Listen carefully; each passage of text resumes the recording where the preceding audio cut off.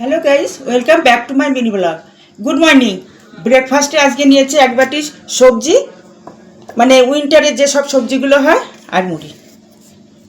সকালটা এইভাবেই শুরু করছি। বন্ধুরা, আজকে লাঞ্চে কি করেছি দেখো। আলু সিদ্ধ করেছি। আজকে আমার মা মতন আমি মাখবো। সেই গরম ভাত দিয়ে মা যেমন টাইট করে এরকম একটা গাপ্পা দিত আমার হাতে ছোটোবেলায়। আমি আর আমার কাকার মেয়ে তো সমবয়সী ছিলাম।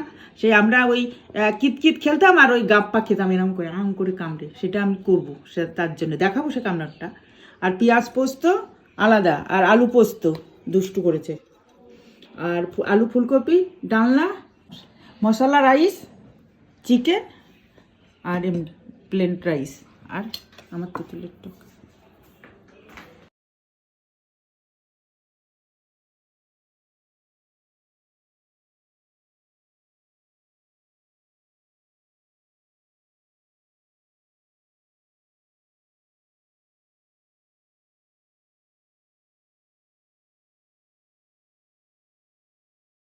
ইভিনিং স্ন্যাক্সে ধোসা করছি, এটাই আমার ডিনার হয়ে যাবে।